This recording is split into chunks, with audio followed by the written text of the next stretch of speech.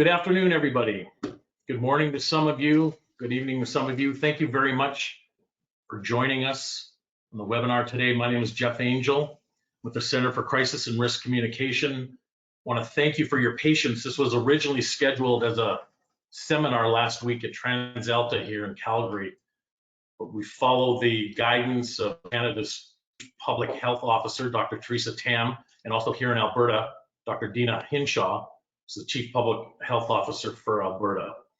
Their guidance is to limit meetings to 50 people or less, keep social distancing of 6 feet, as always, to wash our hands, and to work from home wherever possible. So with that in mind, we moved this online to a webinar. I want to thank you again for joining us. Also want to thank the International Association of Emergency Managers. They go by the acronym IAEM, both here in Canada and globally, for supporting our webinar today. I also want to thank the International Association of Business Communicators, both globally, and in particular want to thank the Edmonton chapter for helping us promote this. I also want to thank all of you for taking time out of your schedule to sit down with us today as we walk through crisis communications planning, the health crisis and the pandemic. These are difficult times that all of us are living through. We want to acknowledge that. I also want to acknowledge the time that you've taken out of your busy schedules to join us. I'm going to turn it over to Greg Selecki. I'm going to introduce Greg. Greg's a former firefighter, certified emergency manager and business continuity professional. He's also the past president of the International Association of Emergency Managers, IAEM, here in Canada. He's also a consultant with Sandhurst Consulting. We've worked with Greg on a number of projects in the past. We're very excited and pleased to have him join us this afternoon. So he's going to be our first presenter. I'm going to turn that over to Greg, and he'll walk you through his presentation. He also, I want to mention this, contributed to a paper on a pandemic case study impacting the health sector and latent critical infrastructure interdependencies that was submitted to Public Health Canada. So Greg, I'm going to throw it over to you and ask you to take it over. All right, thanks, Jeff. Good afternoon, everybody. What I want to go over now will be a bit of a brief history on the virus, what we know now, and a little bit of the future state and what we should be thinking of. So just moving ahead a little bit here. As far as the coronavirus goes itself, COVID-19 right now, there are 7 types of coronaviruses that can infect people. Some of the common ones that we're aware of, as you can see on your screen, are the common flu, the cold. The uncommon ones now identified as currently the COVID-19, but you're familiar potentially with MERS and SARS. And that's what makes this so significant. To go a little bit further back to November, December 2019, when we first heard about this, there was a company actually out of Montreal in Canada that manages or watches a lot of the different movement and traffic throughout the world of people when they're traveling. That company was developed after SARS, and what they had done was, in order to stay around, to be more relevant, was to manage that information that they had using artificial intelligence. They noticed a lot of movement out of Wuhan at that time. So that was brought to the attention of health authorities to look at what was actually occurring. And the first noticeable impact of the coronavirus was actually Wuhan. A couple of weeks ago, on the right, you'll see on your screen, is from the Johns Hopkins information, their website, as they keep managing the information and showing everybody. We're well beyond 200,000 now as far as infected. So the movement actually occurred when you look at those movements out of Wuhan, a very large city, And throughout October, November of 2019, just some of the folks that would have been traveling, you can see Australia, South Korea, the numbers there, 15,000 to South Korea, 5,000 to Italy, 8,000 to the USA. That's the travel and the population movement that normally occurs out of Wuhan as one of the main airline hubs in China. Why is this so significant as far as the virus goes? When we look at this graph, the mortality versus infectiousness, you can see that currently there isn't a plot for the coronavirus for COVID-19. That's because we're still dealing with it. Taking a look at the mortality rates, on the high end, you have the bird flu, Ebola, SARS, MERS. As far as infectiousness goes, looking at chickenpox being very infectious, measles being very infectious, there's such a wide range right now of COVID that we don't know where that will end with the information that we've been giving. So this is why it's very significant as far as it not being a cold, not being a flu. It's much more closer to the SARS and MERS virus. Pandemic waves, just to be a little more clear on what that means, there are normally 3 waves for a pandemic. We know that because of the historical context of the other pandemics that have occurred throughout the world. The first wave, usually the largest one, followed by a second wave and a third wave. We don't know right now where we are in this process or in the different waves. We could be at the beginning of the second, we could be at the end of the first, which again makes this rather significant as far as impacts to the population. Lessons learned, mentioned about the different pandemics that have occurred already and what had occurred and what had been learned from SARS in 2003, that one was over 2 waves. There were people that died, obviously, 44 in Canada, 400 became ill. There were 25,000 people in Toronto placed in quarantine at that time.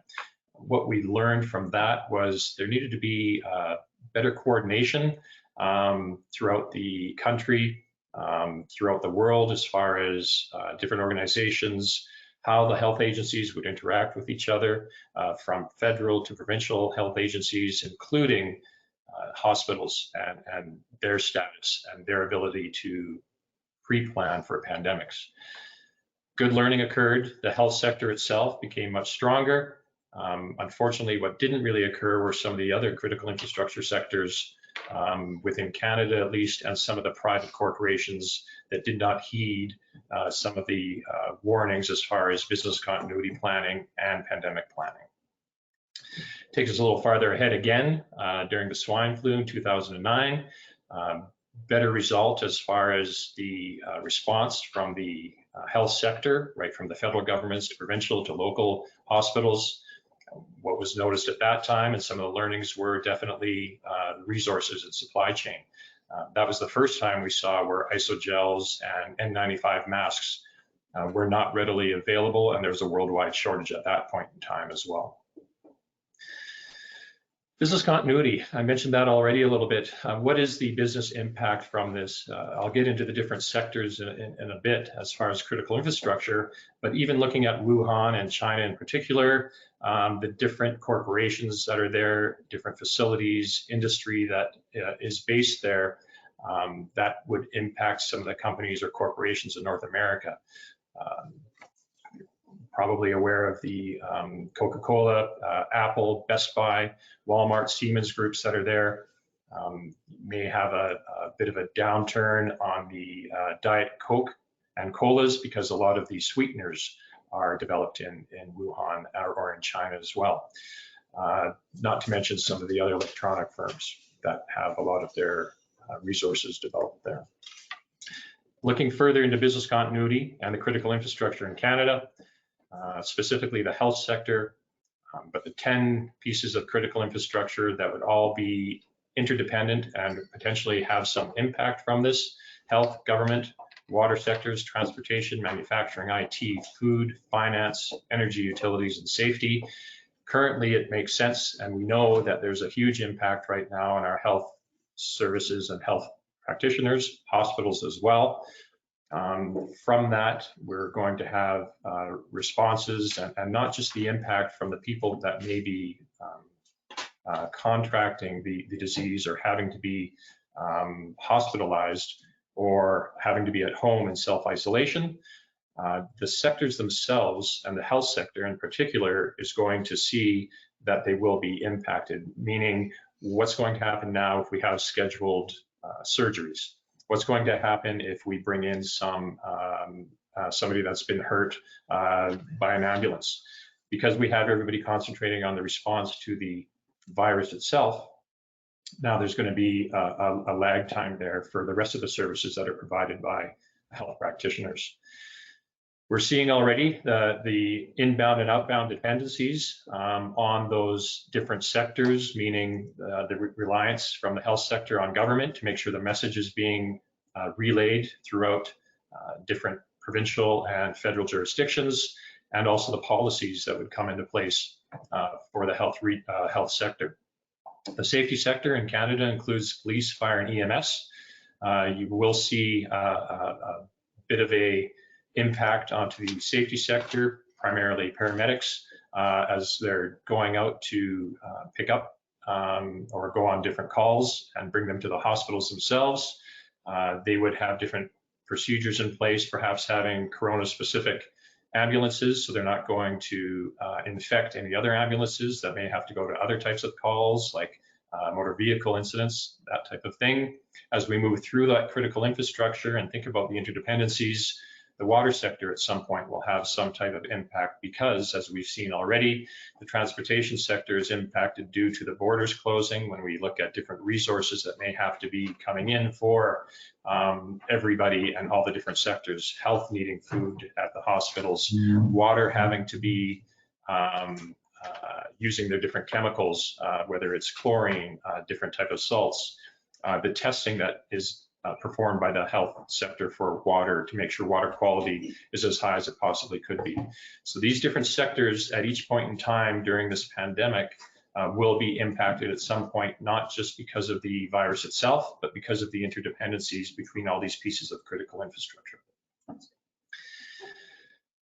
Something that everyone has to keep in mind as well, and this has been provided by Harvard University and the NPLI group, how we deal with this as leaders and the middle leadership portion of this, thinking about having to make decisions at the leadership level, because people now at each level have become crisis leaders in some respects.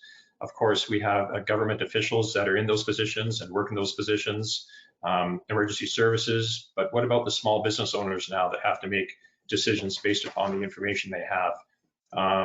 What about universities and schools that have to be in this crisis mode and make some of the decisions? In any event, because it's not linear, this isn't something that is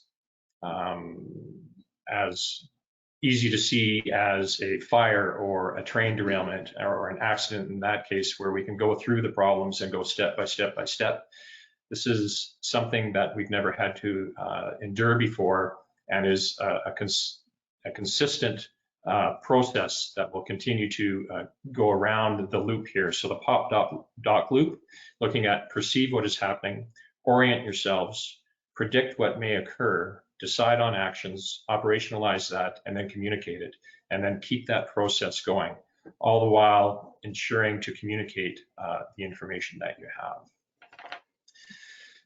One other portion of the event horizon, so understanding that there would be a boundary, right, which events cannot affect the observer. Understanding that we're looking at the response right now and putting everything into this response, but we have to look a little bit further onto those cascading impacts, whether it's to our population, obviously, but also those critical infrastructure interdependencies and those other pieces of critical infrastructure, those sectors. So the cascading impacts that will occur, not just from the disease itself, but from the response that's going to be happening and is occurring right now, there will be impacts on other sectors of the critical infrastructure. An example of that is just recently, last couple of days, looking a little farther ahead, some of the stats and metrics that are out there with some of the hospital beds that would need to be, that are currently occupied, that if we had 20% of the adults infected in 6 months, how they would have to be supplemented, and then looking at 40% of adults infected in 6 months, how that would actually look. So now looking farther ahead, past that event horizon of what we're dealing with right now, and trying to make plans for that and trying to provide an appropriate response for that. All in all, we'll, I think, take questions just after this portion right now, but it is important to remember that we all will get through this all together. Also important to remember, we talk a lot about social distancing at this point in time. We want to talk a little bit more about physical distance and ensuring that people are not necessarily forgetting the social aspect of that, and still maintaining a physical distance, but maintaining a certain sense of social togetherness. I think with that, we'll take some questions.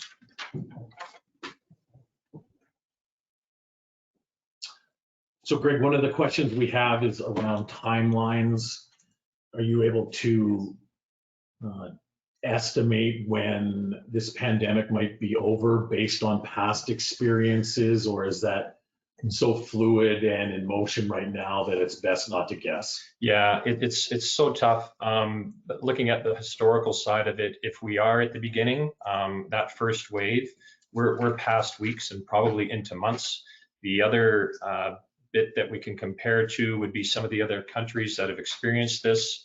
If you're looking at Italy, they may have been impacted quite more because of the travel that occurs that we showed you earlier from Wuhan, and the amount of people that were heading into that area in Europe. So hopefully we did heed the warnings early enough to be able to respond with all the messaging that we're talking about with the physical distancing and closing down of schools and mass gatherings and that type of thing. But we're looking at, if we look at the historical side of it, yeah, we're looking at months of this. Okay, great. And another question about whether the slides will be available after the presentation. We are going to put them on our website. That's the Center for Crisis Communications.com. They'll be there. So if you were not able to make the webinar, we'll also have the webinar available for folks that couldn't make the timing of today. So a bit of a housekeeping question there. We've got another one. We've got another one, Greg. Estimate date for. Oh, do you have an estimate of the date when the pandemic might peak, either in Canada or abroad? I know it's been country specific. Yeah, that's one of the questions. Yeah, I don't think we could estimate that, or I wouldn't be able to right now. That would be something for the health sector itself to keep an eye on. It is, I think, looking at some of the countries post Italy that have gone through the response to COVID might be a good indicator for us. The same as we are, we're going to be next, and we're seeing what's happening as far as that response and how it's moving throughout the country. But Italy being the first Western country for the most part that was having to go through this has had the toughest time to respond. Okay, so we've got another question under the category hindsight might be 2020, but do you think that the efforts in Alberta and Canada have been enough to date? And what would if there was a country that has not been hit as hard as Canada has, or Italy or other countries right now, if there was a country that is still out there, what might they be able to differently? If you could go back and wave your magic wand, what would we might have done differently? I think it's just a matter of doing it earlier, and unfortunately, it's going back even further. When we look at corporations, municipalities within Canada anyway, not having business continuity plans in place, not heeding the warnings of the health sector to have a pandemic plan in place and exercise that plan, practice that plan, because that's what gets you through this, I think, a bit easier. But because we're all pretty much in response mode now. There is no time to even prepare that way. It's more about doing a lot of what Canada has done with the messaging, looking at that physical distancing, right? Looking at ensuring the hospitals can even decant or have their patients moved that are not critical, looking at different spaces, alternative spaces at hospitals, other facilities that may be able to take some of the people in if need be, but looking a little bit farther ahead, knowing what their capacity is, not just from taking in patients, but what is the capacity of the hospital or healthcare system itself, and looking for backup nurses, retired doctors, so that you have something to lean on, and then looking even farther to the impacts to some of the infrastructure that will be occurring. Okay. So a couple of questions around what is considered essential personnel. So a broad question: when the government announces that they're going to close the border, they ask all of us to stay home except for essential personnel. Maybe you could speak to that. And we've got a question specifically on universities, because they're a big lots of them have big communities and large communities. So maybe you can talk to us about what is considered an essential personnel. Yeah, and I think that changes when we're talking essential versus non-essential. That's a pretty broad spectrum. But when I look at critical infrastructure, that's where I'd first be pointing to essential personnel, meaning your emergency services, emergency responders, your healthcare professionals, your water operators that have to make sure there's water for everybody, people that are moving resources, trains, truck drivers, those types of things, and those people, but also looking to all of those sectors and saying to all those public or private corporations, okay, you're essential personnel. If they haven't done that business continuity planning, they're scrambling right now as well to say, okay, what does essential mean to me? And that can even be categorized into different levels, because what's going to happen is we're going to, right now, we're looking at maybe essential, and that might be 50% of the workforce. Well, that may even be narrowed, have to be narrowed because of the virus itself. So now we go to essential and categorize that to necessary, required, vital, and critical, because we have to scale back so much. That's where the essential comes in, and it's really looking at all the services you have within your corporation, municipality, whatever it may be, sector, to say during this event, here's what's going to be the most essential at the time, and what's going to be critical and vital.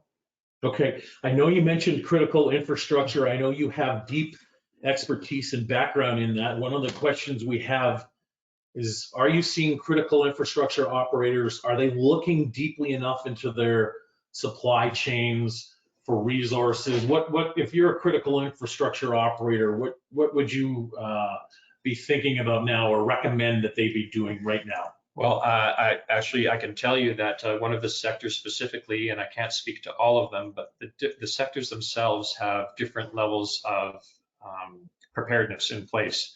I'll use the water sector. Health sector is obviously very prepared, and they practice and pandemic plans and exercise those quite often.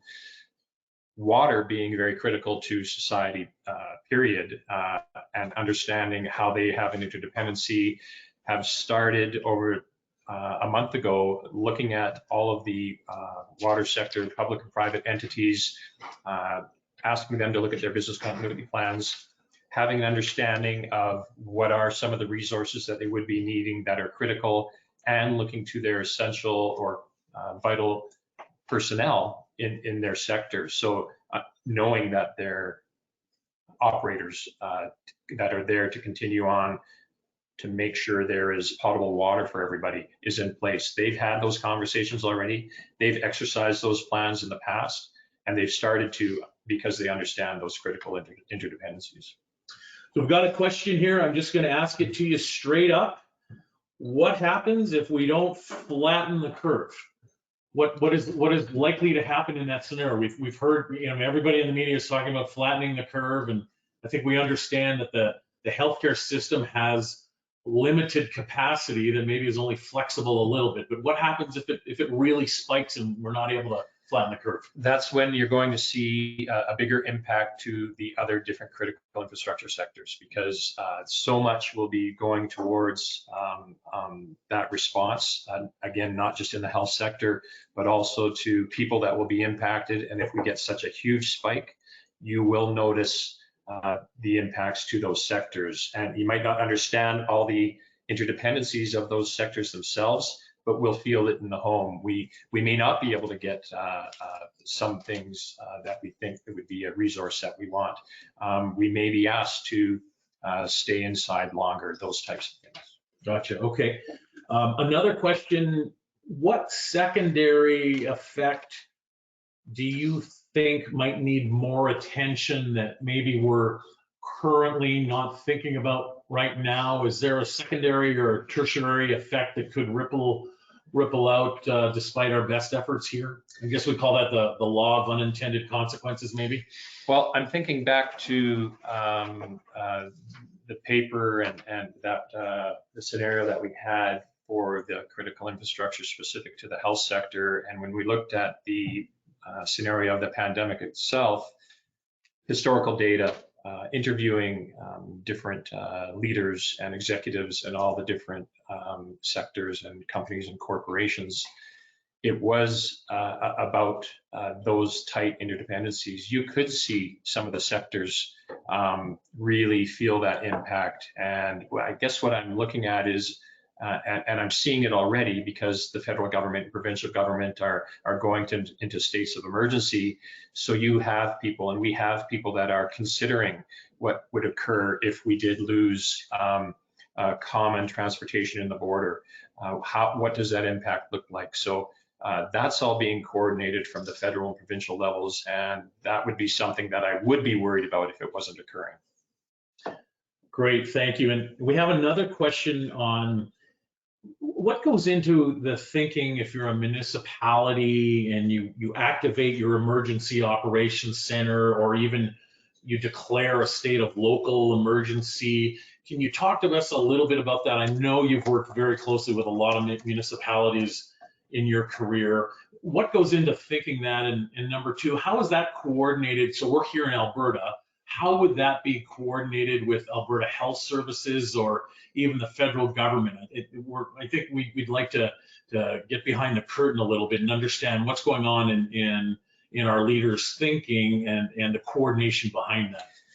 Yeah, state or local emergency for a municipality really affords that municipality to be able to do extraordinary things, right from financing that they may need, resources that they may need to get to help different services that they want to align with, and really have that overarching coordination and ability to coordinate with all those different public and private entities, obviously for the greater good.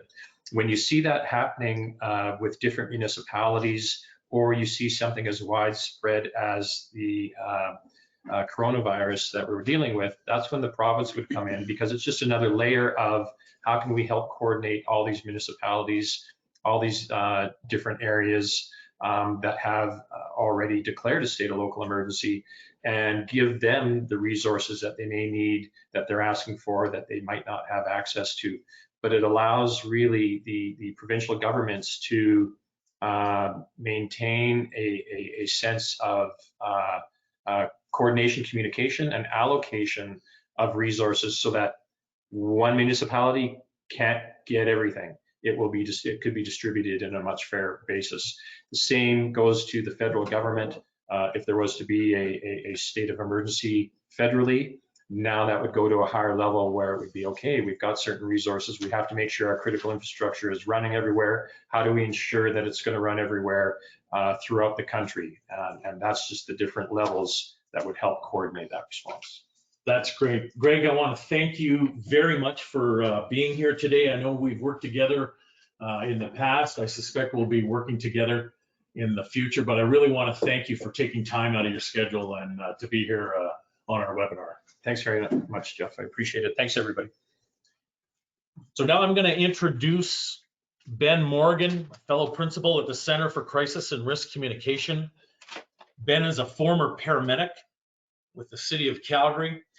He also was part of the team that handled the crisis communications leadership during the floods here at the city of Calgary in 2013. And then he was also sent to Fort McMurray to be part of the leadership team there for the crisis communications around the fire in 2016.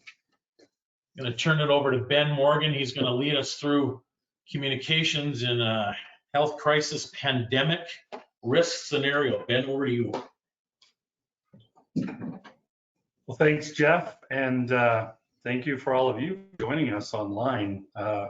We were totally preparing for a seminar in-person style, and that just wasn't going to work, given that we followed the important guidelines of our trusted authorities and the trusted sources of information. Before I get started, I just wanted to mention, oh, I just touched my face. I got to stop doing that. Yeah, I got to keep my hands out here. I just want to note that there's such a critical connection between crisis and risk communicators as a profession and the emergency management and the business continuity teams. The communications have to follow the lead and support the critical decisions that are being made by your decision makers.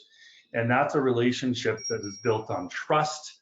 And you can do that through exercising, getting together, so that the communications team understands what the business continuity or what the crisis communications plan is, so that the communications can support that. Greg and I go way back, probably, don't want to date myself, but 18 years. I was a paramedic, Greg was a firefighter, and we've carried this relationship forward. And that relationship between emergency management and communications is critical. The other thing, before I get going, and I have a really bad habit of going off script, is Greg mentioned the difference between what we're hearing as social isolation and physical distancing. And I know it's social isolation is such a critical part of flattening the curve, but I also believe that the social connection for myself is critically important during such high stress, high concern times as we're facing today. I feel that it's important for me to stay socially connected while maintaining appropriate physical distance. And just an example of that, I'm a divorced man. My two children live with their amazing mom. And as a family, we do very, very well co-parenting. We decided that I would not see the children or interact with them for 14 days. We wanted to keep them safe. We wanted to keep them in guidelines with what's being recommended. So as a family, we decided that I wouldn't do my usual weekend visit and my usual Wednesday night, but me being connected to them is so important for me. So there's ways to stay socially connected. FaceTime, I didn't know this, my son taught me. We can play games over FaceTime, and we'll spend an hour together on FaceTime playing games. The off-leash dog park is really great outlet for me to go and just wave at people. You can say, hey, how are you today? And smile, but you're out in the fresh air and keeping good distance away. So I just think what Greg was mentioning there is super important, and that's super important to me. I want to share some fundamentals or core principles of risk communications. And one of the things that I have to keep in mind is that what we're dealing with today is constantly changing. You blink your eyes and there's new information. Blink your eyes and there's a change in the processes that have been recommended. We were 250 people, meetings meetings with more than 250 people are okay, and then that's changed to meetings of 50 or less were okay. So it's constantly changing. So from a communications perspective, it's really hard to keep up as this thing moves super fast. And not only is the information or the situation changing fast, but the needs of the people are changing. And there is so much information out there. I have a real hard time, a real struggle with logging onto my social media right now because there's so much information. I almost want to tune it out and just go to my trusted source of information. So we have to be nimble and have to be quick. And that's critical to make sure that you're following just your trusted source of information wherever you are in the world. Here in Canada, I look to the Government of Canada, Health Canada, but also through our company, we also follow the World Health Organization quite closely.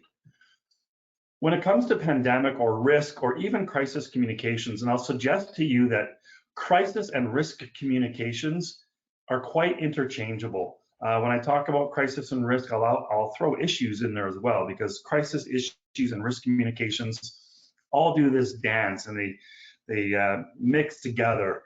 And the philosophies and the theories don't change, whether we're talking risk and crisis. And I think we can all agree we're in crisis, but within this crisis, there's a great deal of risk communications.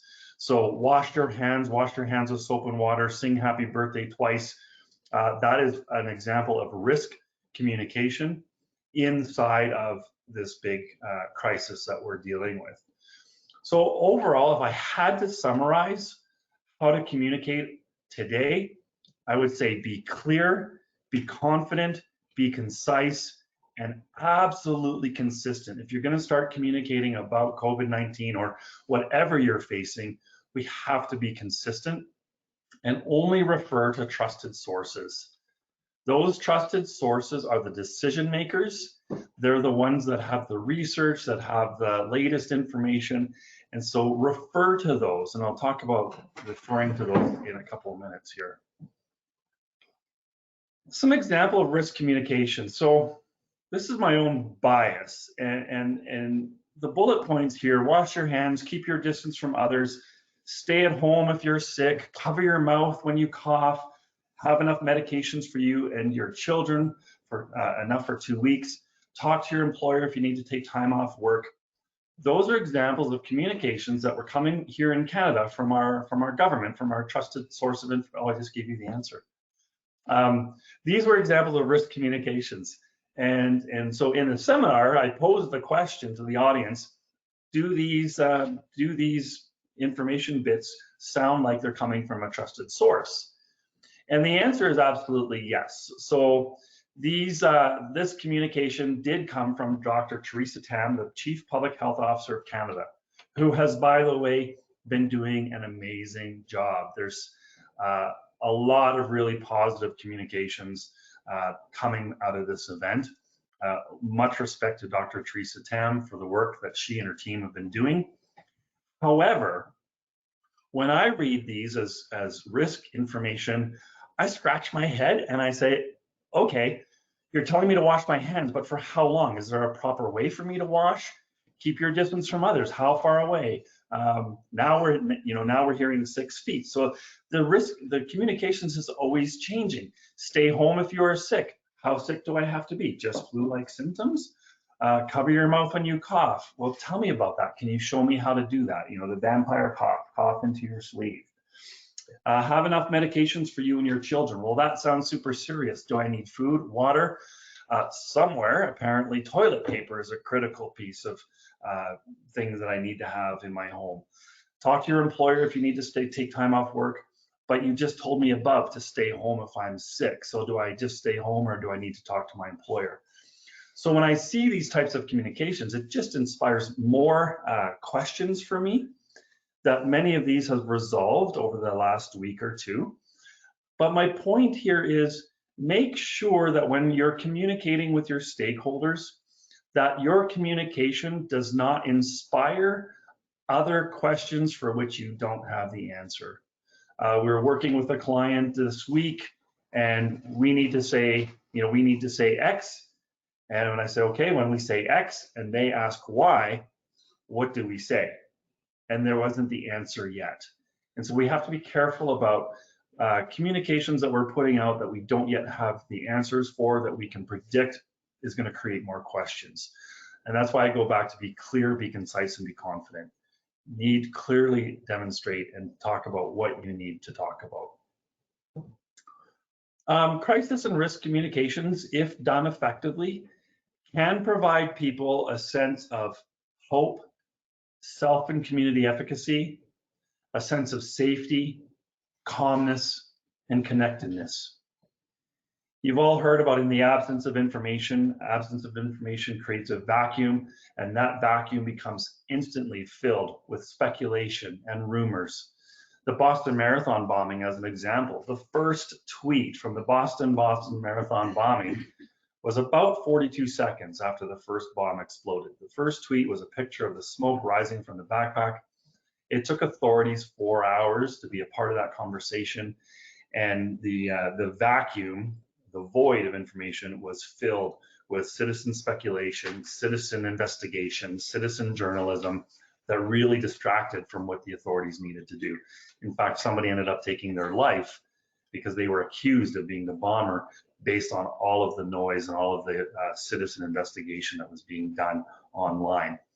So if done properly and effectively, we can provide people a sense of hope, self and community efficacy, safety, calm, and connectedness, which is what we need to be doing right now. Earlier on, as the COVID-19 really started to come to home, wherever you are, we heard messages, don't worry, you don't need to worry about this, the chances are really low. When the President of the United States says you're probably not going to die, that's not really helpful.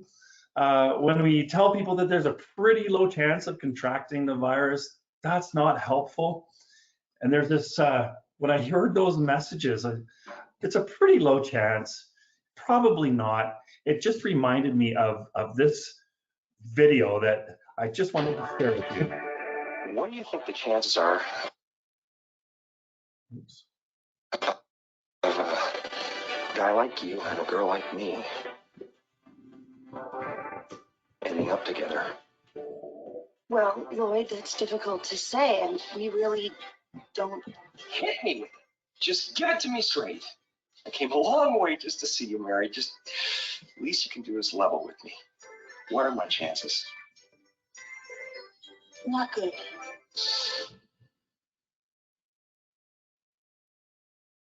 You mean not good like 1 out of 100? I'd say more like 1 out of 1,000,000.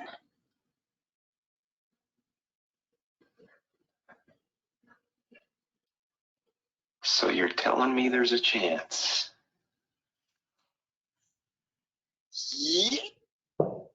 So a great little video from Dumb and Dumber, where he really says 1 in 1 million. There's a one, she's like, there's a 1 in 1 million chance that you'll ever get to date me, and Jim Carrey processes that as, so you're telling me there's a chance. We need to be clear about our messaging and open, honest, and transparent. There is research and science behind risk and crisis communications. At the Center for Crisis and Risk Communications, the firm that I'm a principal at, Dr. Vincent Cavello, he's our senior advisor, a mentor of mine. I first discovered Vincent Cavello when I was doing my research for my master's degree. And in my world, he is one of the founding fathers of crisis and risk communications. What sets him apart in my mind is he actually has a master's degree in neuroscience. And so as he moved through his PhDs in communications, he would take brain probes and put them on people's brains and test messaging, test words, test sequences, and could see which parts of the brain were being activated. And so the formulas and the tools that have been developed by Dr. Cavello are the tools and the formulas that we use, and we also use his guidance. His primary client is the World Health Organization, so he led the communications during the Ebola outbreak in Africa. He was the Wisteria virus in the Congo, and he's currently working with the WHO now through this pandemic. So a lot of research, a lot of science, and a lot of depth of practice that gets translated through us here. So all of the tools and stuff that I'm going to share with you right now are are coming from Dr. Vincent Cavello. And they may or may not work for you or your organization, but I just want to suggest the following. Some core principles of risk communications. Risk communication is a science-based discipline, as I've just described. High stress, high concern situations change the rules of communications. The average human brain in a normal situation can process and remember approximately 7 bits of information. When telephone numbers were first created, how many digits was a telephone number before we had to have the area code? They were 7, and people could typically remember people's phone numbers.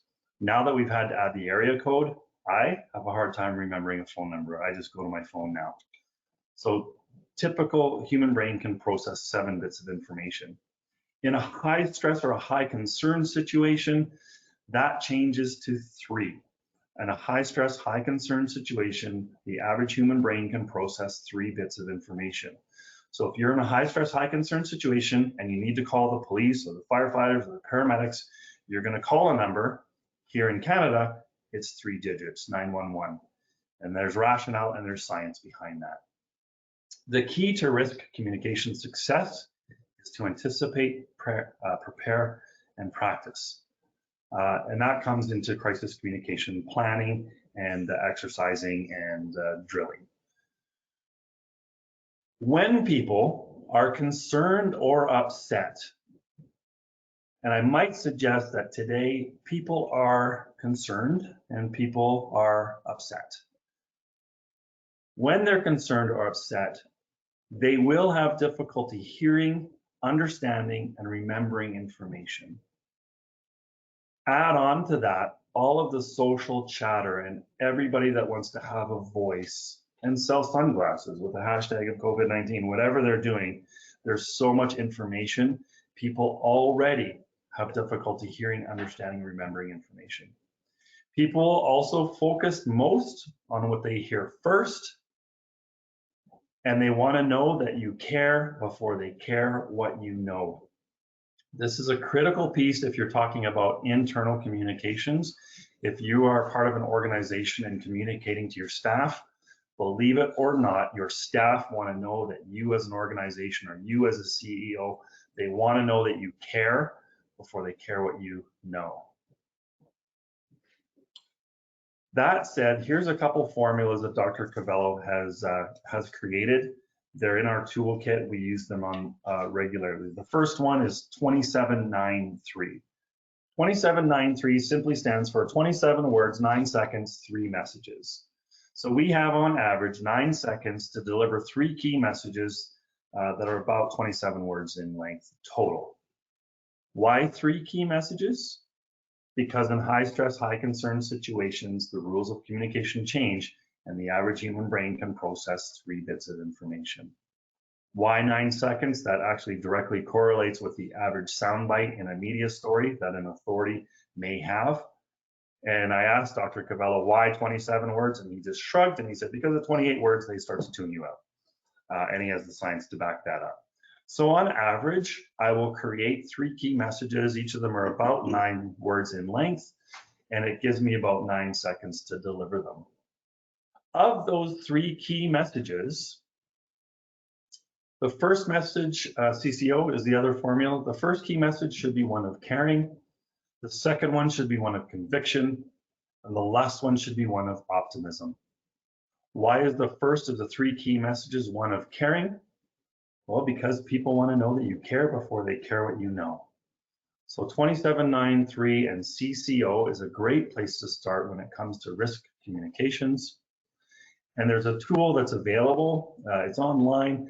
Actually, if you go to your Google search and you search Cavello message map and put any health-related virus, disease, or whatever in Cavello message map and insert Ebola, you'll find examples of message maps. Message maps are a great way to help you organize your messaging. It's one thing, however, just to develop a key message. So I'll give an example. It's pretty adaptable across the board, but during the Calgary floods and the Fort McMurray fires, a key message one, public safety. Public safety is our top priority. We care about you, so we care about our communities. Public safety is our top priority. It's one thing to say that I need to support it or provide proof points. So as an example, it might be public safety is our top priority. We take public safety so seriously, we've called in additional police officers from Edmonton. That's a city 3 hours north of Calgary. We have 120 police officers coming from Edmonton to help support us. In fact, support point 2, we take public safety so seriously. We have 78 firefighters here from the city of Vancouver. And folks, your safety is so important to us. We have the Canadian military in our city helping protect our critical infrastructure. So you have to support or demonstrate how your organization is living that key message. I played around with this a little bit, specifically to COVID-19 and how it might translate to a company or a corporation, just as an example. So a key message might be the wellness of our employees is a top priority. And we're supporting that by our proof points. We've made changes to our sick time policies. We've posted instructions on how to hand wash, etc. So you can kind of see how that message map might start to fill out. That message map, that one, then may just inspire or build into another message map. So an example might be, we've made changes to our sick time policies. Then I'm going to create a whole another message map with 3 key points, one of caring, one of conviction, one of optimism, that supports the concern of changes to our sick time policies. So a message map can come out of or be born from, if you will, a supporting fact in one of our other maps. Another great and simple tool, I apply this in many different applications, is the 4-box method for building communications. And that's simple. If you imagine these as 4 empty boxes. First box, what we know. Second box, what we don't know. Third is what we're doing about it. And fourth is rumor busting. So at this time, we can tell you point A, B, C. What we don't know at this time is this. In response, our company has done this, and you may have heard, but it's not true, and here's the truth. Here's the real information. So you can fill those boxes in, and then those boxes get expanded and built into the messages that you're using to communicate to your stakeholders. The time to communicate, earlier on, we were getting lots of questions about when should we communicate, when should we reach out to our employees or our stakeholders. The simple answer is now. If you're familiar with the city of Calgary in Alberta here, we have a mayor, Mayor Naheed Nenshi. He was a really driving force for me during the 2013 floods. And I can remember one day I built his speaking notes and his key messages. And I said, Your Worship, here's the key messages. Here's what we need to tell people. We need you to emphasize this. And we're not ready to say anything yet, but you need to know. And then the mayor went up to the podium. We had a media briefing, and he absolutely nailed every one of our messages, which is what he does. And then he looked at the cameras and he said, and I'm not supposed to say anything, but you need to know that. And he shared with what we had said we're not ready to communicate with, which was, from a communications challenge, pretty challenging. And I was told afterwards by the mayor, Ben, if we know it, Calgary is going to know it. If we know it, we're going to share it. With the exception if it was added risk or there were certain things, but as an overarching principle, it was if we know it, our community is going to know it. And I've held on to that since, and that just resonates for me as being authentic, being open, and being transparent, which we have to be in communications these days. We are so connected.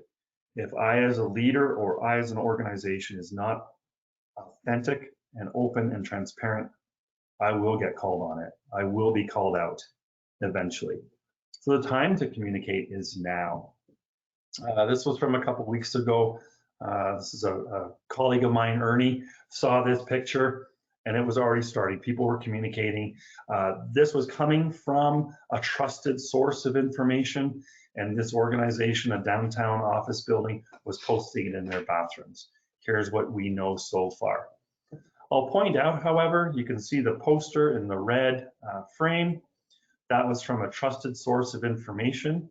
We need to be consistent. If messages or processes change, if you've started to communicate, you need to make sure that that is up to date. That could change, and we have a responsibility to make sure that we're posting and sharing the latest and the most up-to-date information. Stay in your lane.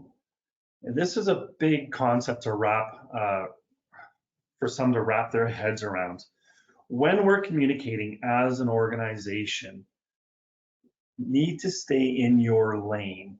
So what I mean by that is you need to communicate the changes that you're making. You need to share with your staff the impact that the pandemic is having to your organization, what policies have been changed that could potentially affect those people, and then everything else is, here's where to go for the latest information. I guess I could summarize that by saying, communicate what you own. Don't try to own everything, right? So as an organization, is it our duty to give medical advice? Well, maybe not, but it is our duty to say, here's where we go for medical advice, or here's where we can go to get trusted information. So stay within your lane, especially on something like this, where the laneways and there's lots of interchanges and lots of different intersections. Stay in your lane with your communications. Use your established communication channels. Don't go out creating new things. Where do your stakeholders typically go to find you? Where do they expect to hear from you and see from you? Where do they go to hear your voice? Stay there. Make sure you're collaborating with appropriate business partners. So do you need to engage with your human resources department, as an example, or your legal department? Make sure that everybody is involved, has a voice, and that the communications are consistent and collaborative. Share information from trusted sources. This can get complicated. So in Calgary, Alberta, as an example, there are several energy companies that have headquarters in Calgary, Alberta. They may have offices or plants in the US or in Panama.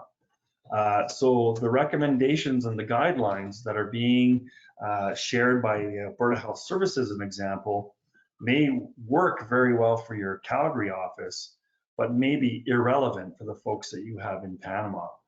The folks in Panama may need very different messaging. Even though it's the same company, where are they and what's relevant to them? So make sure you're using jurisdictional trusted sources of information. And then you'll likely have to inject your organizational specific messaging, which is going to be changes to our sick time policies, or am I going to get, those questions, am I going to get paid, or how do I get access to my technology? When do I have to come back to work? All those sorts of things. So share from trusted sources, make sure they're jurisdictional appropriate. You may have to segment out a variety of different stakeholders. So we can't just say, who are our stakeholders, external and internal? We need to really dissect those to the specific needs of your organization. Internal stakeholders, you could have 12 different subsets of who your internal stakeholders are. People will deal with tragedy far better than they will with uncertainty. And COVID-19 and what's happening right now is very uncertain. And so there is a opportunity. There is opportunity inside every event. There's opportunity here to bolster confidence with your stakeholders, to bolster confidence with your employees, to let your stakeholders and your folks know that you care about them. They may not like the results or the decisions that are being made, but if it's framed in a way that demonstrates the caring, you'll be far better off in the long run communicating and sharing than just leaving it uncertain. And so with that, I think I'll just pass it over to Actually, Ben, we got a couple questions. Great. Great. So the first one, you made the point about going to trusted sources of information. There's a lot of stuff out there on the internet. Will eating garlic protect me or cure me from COVID-19? Or will holding my breath, and if it doesn't burn, does that mean I don't have COVID-19? Yeah, so I think that comes back to staying within your lane. So if I'm an organization, I'm not going anywhere near providing medical advice or, suggesting that anybody take garlic or anything, right? So it's in what context are you communicating, right? So if this is from, you're an organization, make sure that you're staying in your lane and pointing your people to a trusted source. What that trusted source is for you, you're gonna have to do that research, or we could help you find that. For us, because we have a strong connection to Dr. Covello, we look primarily to the World Health Organization. But we're working with a client right now in Alberta, and so now for that client, we look to Alberta Health Services as an example. The stuff about garlic and all that crap, we just heard today about ibuprofen. So for the answer to ibuprofen, I'm looking to the World Health Organization. Right. And they recommended not using it to treat COVID-19. Yeah, absolutely. So it can be overwhelming, but what's relevant, that's the other bit here too, is what is relevant to your audience, to your organization, and staying within your lane. A really great example would be if you're a municipality. So in Calgary a few years ago, there were wildfires burning in British Columbia. Calgary had a air quality advisory because of all the smoke that was being blown into Calgary, so it was an air quality advisory. The municipality does not own air quality. It's IAEM-Canada, right? Mm-hmm. And so, but the city of Calgary has a duty and an obligation to keep people informed, and often will get questions. So the messaging from that then is not there is an air quality advisory, simply tweaking it. Alberta Environment has issued an air quality advisory. Here's where you can go for the latest information. Right. Be careful what you own. Right. And to your point, we had a good discussion yesterday about the need to do just that for our client, that we're not the trusted source of health information because that information could change, right? And then all of a sudden the messaging needs to be updated. So referring everybody directly to the trusted sources of information, like the World Health Organization, like Health Canada, like Alberta Health Services here in Alberta. Yeah, and to that point, Jeff, in Alberta Health Services launched a tool, ahs.ca/COVID, and it's an online assessment tool. Now, Alberta Health put that tool into place to help restrict and limit the number of emergency room visits, B, 911 calls to ambulance, C, the number of calls to 811, which is the Health Link health advisory. So they put that tool into place. So our messaging was around to our client was, you can direct your community to this tool. That's where our messaging should stop. Even though there's lots of great information on that website, about here's the symptoms, call 911 for this, don't do this, do that. But that information from the authorities, from the health authority, could change before we've even gotten our message out. Right. So it's owning what you own and directing people to where they can find the best information. Great. So we've got a number of other questions. The next one is how does the 4-box method, how can that relate directly to CCO, caring, conviction, optimism? How do those two relate, and would they be able to work together? Yeah, absolutely. So the message map, this caring, conviction, compassion 2793, that's a great tool to provide key messaging that doesn't replace your communication. Okay, so it's a supplement to we could do a whole session on message mapping and communication development, but the CCO is, for me, helps me dissect and create, if you will, the speaking notes for the spokesperson, the information update, And then those key messages that I've developed help me anchor those or support those. So you can use those two formulas together to help put together a package, right? So if your spokesperson's going to the podium, they're going to have a speaking note or a script that they're referring to. Those key messages are going to be interjected into there and will help that spokesperson support and respond to questions that are outside of what you know, what you don't know, and busting rumors. If that makes sense. Yeah, and you mentioned the Dr. Vincent Cavello message map. We've got a question here. Will that be on the Center for Crisis and Risk Communications website, and where would people be able to get that? I mean, they could reach out to us directly, obviously, but where else might they find that? Yeah, absolutely. So just go to Google and type Vincent Cavello message map.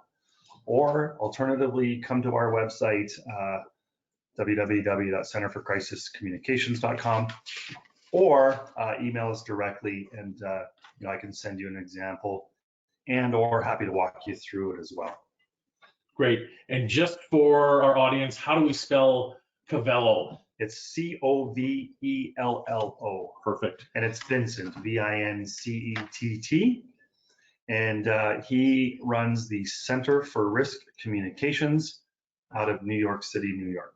So we've got another question, Ben. How do you teach a layperson that maybe isn't as well educated, or maybe they don't follow the news as much as the rest of us do, either in this room or on our organizations throughout the world? How do you teach them about trusted sources? What's the best way to explain that to them? I guess that comes along with the myth busting too. Yeah, that's a hard one. I think it depends on who the lay person is. If you look at every flood disaster that we've had, there's always a picture of a shark in a mall, or a shark at the bottom of the escalator, or there's always something. And even just showing something as, look at this. This is made up, it's photoshopped, and you get this everywhere, and we can't get sucked into it, right? So just finding such an outrageous example of untrue information and sharing that with your friend. So the last question we have, do you feel that the public health officers are currently doing a good job? So, I mean, that would include Dr. Theresa Tam, Dr. Dina Hinshaw here in Canada. Do you feel they're doing a good job? That's a great question, and this is personal opinion, because it's hard to measure. I think they're doing amazing. If you think about our physicians, many years ago, or some years ago, they decided to contribute to community by becoming a physician. And the years of study that they went into to do that, to become a physician, obviously at that level, they worked for many years and built the trust as a physician. To all of a sudden ask them to stand in front of multiple media cameras, make really hard decisions and speak to those decisions. And from what we've seen here in Alberta and federally, they're doing amazing job. I hope that when people are appointed into these positions, or appointed to, the role of spokesperson, that they're supported in that role. You can find media trainings and media coaching. It just so happened Dr. Hinshaw was a part of our a workshop we had in Edmonton last year. We actually had Dr. Cavello here, and she did that on her own, right? And which was great to see. And she was just as real and authentic then as she is now. And so I think they're doing amazing when you take somebody like that and put them in such a high stress situation. So yeah, it's a great deal of admiration. I would agree with you, and in full disclosure, we might be a little bit biased because she did come to one of our workshops. So I would agree, though. I think they're doing an excellent job. Great. So thanks for the questions and for, of course, for being here. I'm going to send it to you, Jeff, now to talk about, leadership communication. And we had this really great discussion about there's such an opportunity here, not just to provide risk communication and crisis communications, but to shine as a leader. And I'm so glad you're going to talk about this. Jeff was he was the senior vice president of communications for British Airways out of New York, worked through the Concorde crash of Air France, was the past president of the North American Airline Association, and so lucky to have you here now as a principal with our group. So look forward to hearing what you have to say about leadership communications. Great, thank you, Ben. Thank you to Greg and to Ben. Mindful of time, I'm the last panelist here, so we're going to take you home. As Ben mentioned, we're going to talk about leadership communication and values and how that is playing out in today's world. So,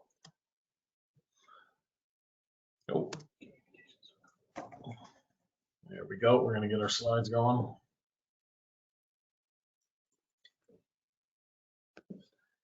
There's a saying that hard times don't build character, but they reveal it. I want to look and give you a couple of examples of organizations and how they've acted in the pandemic that we're all facing.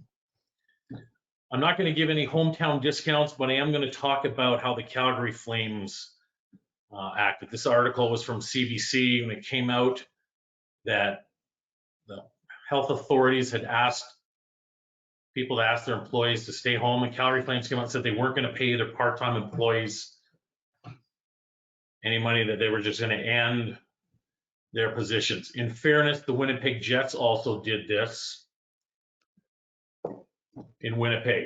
The Winnipeg actually came out, Mark Chipman, the owner, came out and doubled down. So they had 2 press conferences saying that they were not going to pay their part-time employees. I think all of us as communicators don't have to connect the dots for you. That said a lot about those organizations. Of course, they both walked them back and said that they were going to pay their part-time employees, because most of the professional teams throughout the NHL, the National Hockey League, the NBA, the National Basketball Association, and every other leagues, that they were going to have some form of payment for their employees.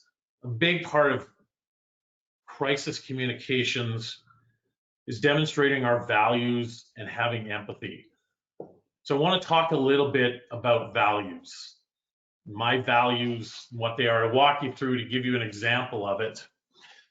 I want to tell you what my values are. One of my values is kindness. Kindness will lead me, this doesn't mean that I'm a pushover, but it will lead me to have difficult conversations with people in my life, to set clear boundaries, both in my personal and professional life. I'd like, the Brené Brown has a great saying that says, choose discomfort now over resentment later. Those conversations I have, they are in a kind and respectful way, but I definitely have them. Another one of my own personal values is reliability and engagement. It's important that I show up for people and fully engage when I make a commitment to do so. And I expect the same from them. So don't tell me if you're going to show up or do something if you're not. I will lay this value and expectation out clearly. And finally, the other value in my 3-legged stool of values is empathy. It's important for me to have and show empathy for people and the situations they're in. Sometimes that's hard, particularly if I don't happen to like the person or agree with their views on the world. But it's important for me and my values that I try. So I'm going to ask all of you, as a homework assignment, that you ask yourself, what are your own values? What values do you hold personally? What values do you hold as a leader in your own organization or even in your own community? And today there are a number of events that will test our values, including the pandemic that we're currently facing,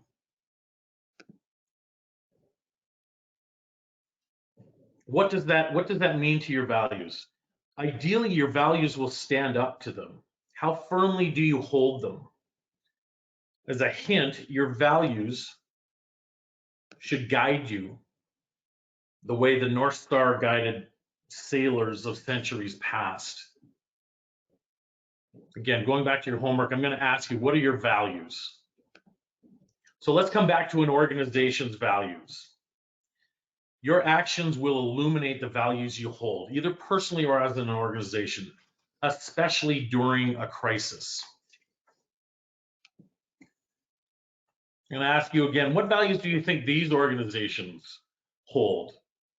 This is a great cross-border example of distillers, both in the United States. There were 2 in Georgia, 1 in South Carolina, 1 in Oregon, a couple others here in Calgary, that they've turned the manufacturing of alcohol into manufacturing hand sanitizers. We all know there's a critical shortage of that.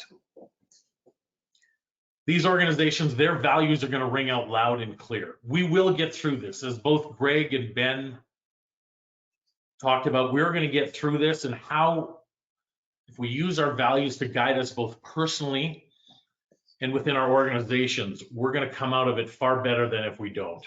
I want to talk about the values of the Center for Crisis and Risk Communication.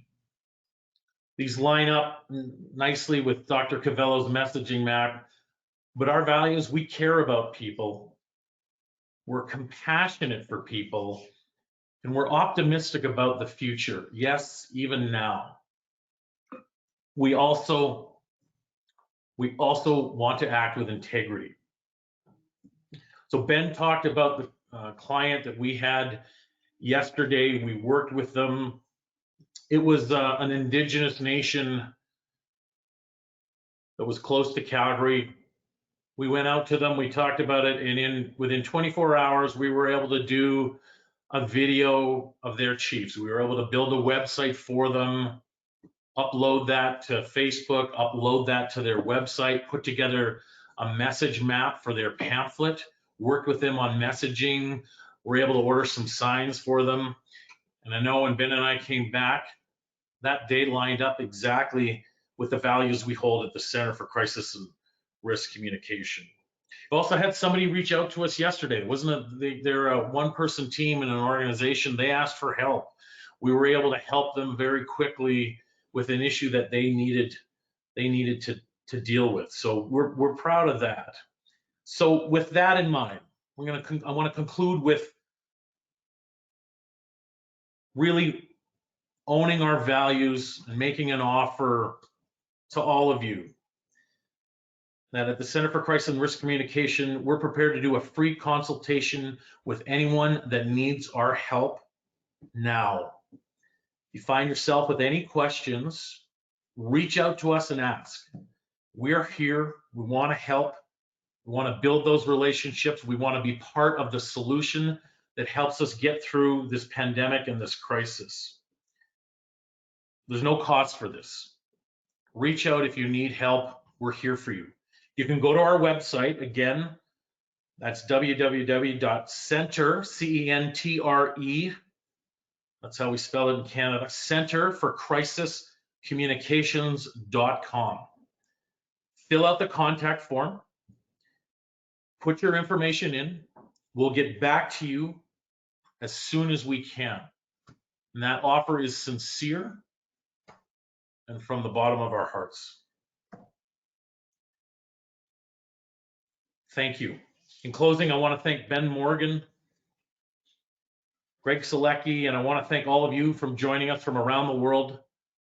These are critical times. It's important we stick together. I've had that conversation with a few of my colleagues. We're stronger together. These are high stress, high concern times. A reminder to all of us to be caring, demonstrate compassion, and be optimistic. Thank you very much for joining us. I don't think if there are any questions, we'll take them. I want to thank all of you for the time. Again, reach out if you need help. We're here for you. Reach out and ask. Great. Thank you again, everybody. It was a pleasure to join you on the webinar today.